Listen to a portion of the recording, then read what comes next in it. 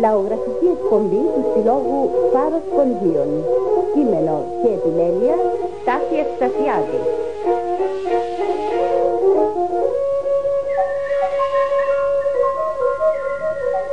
Αντίλαλη.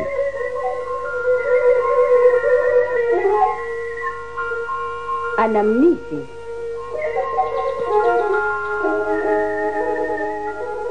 Νοσταλγίες. Καημοί.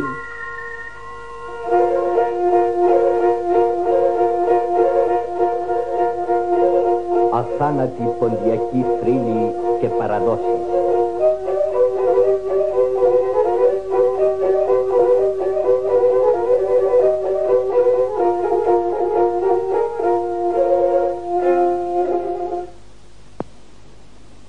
Ευγενές το ηρωικό πνεύμα των Ελλήνων. Η λάμψη του αυλακώνει τους ελληνικούς αιώνας. Οι επικισμοί των Ελλήνων κατά την αρχαιότητα, όλες οι εκστρατείες τους, παλαιότερες και μεταγενέστερες, είχαν και ως αποτέλεσμα τον εκπολιτισμό, τη διάδοση του ανθρωπιστικού ελληνικού πνεύματος και της ελληνικής παιδείας. Είναι η μεγάλη θετική προσφορά του ελληνικού έθνους προς την ανθρωπότητα.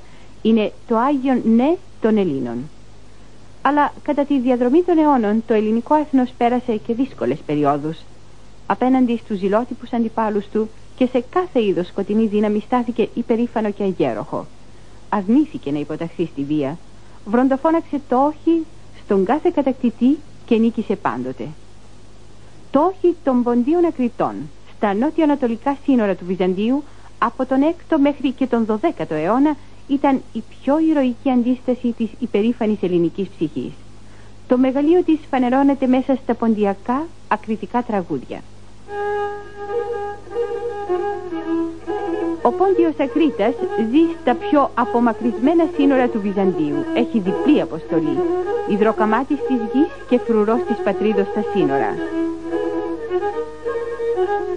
Ακρίτας κάστρεν έχτιζεν και Ακρίτας περιβόλη. Και ενώ οργώνει αμέριμνο στο χωράφι, φτάνει η φοβερή είδηση ότι οι Σαρακινοί πέρασαν τα σύνορα, άρπαξαν την αγαπημένη του γυναίκα, πήραν και το καλύτερο άλογό του. Το ένικο σε χάλασαν και την κάλυψε πέραν. Τόλεν καλίον τάλογος, στρώνε και καβαλκεύουν. Είναι το μήνυμα που φέρνει στον Ακρίτα ένα πουλί. Ευνηδιάζεται ο Ακρίτας. Τρέχει αμέσως κατά πίσω στους άρπαγες. Τρέχει σαν αστραπή. Φτάνει στο στρατόπεδο των Σαρακινών. Μόνος αυτός, χιλιάδες εκείνοι. Πολεμά μαζί τους νικά. Ελευθερώνει τη γυναίκα του και επιστρέφει θρίαμβευτή στο κονάκι του. Οι άπιστοι παίρνουν ακόμη μια φορά τη γενναία ελληνική απάντηση από τον Πόντιο Ακρίτα.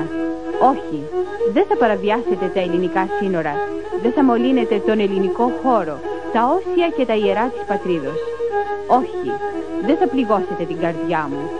Πίστη, πατρίδα, οικογένεια είναι τα ιδεώδη του Ποντίου Ακρίτα στα σύνορα του Βυζαντίου.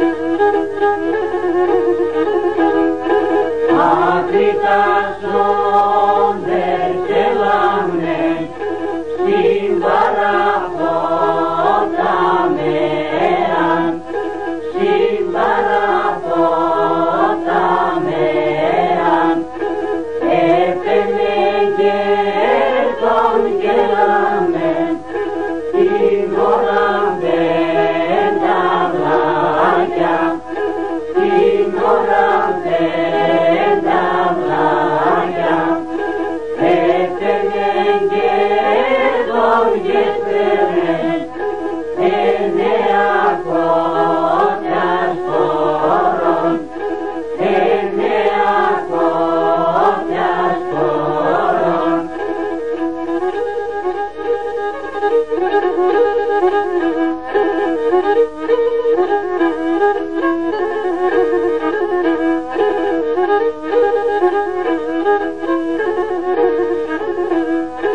Έφευγουν οι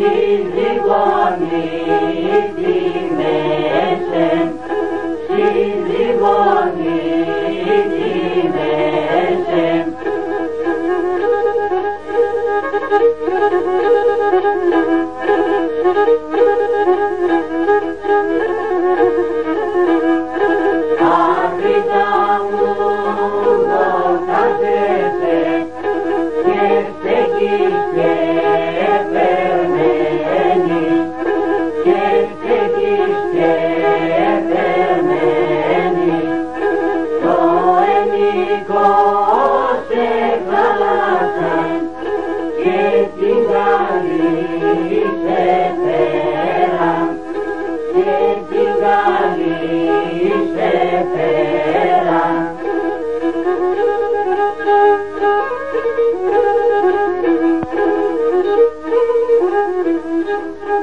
Και ο θάνατος του Ποντίου Ακρίτα, σύμφωνα με την ποντιακή λαϊκή φαντασία, είναι συγκλονιστικός. Είναι ανάλογος με τα συγκλονιστικά πολεμικά κατορθώματά του. Καταβάλλεται από την υπέρτατη υλική δύναμη του Χάροντα, όμως η υπερήφανη ψυχή του δεν αποδέχεται την ήττα. Αγαπά απέραντα τη ζωή.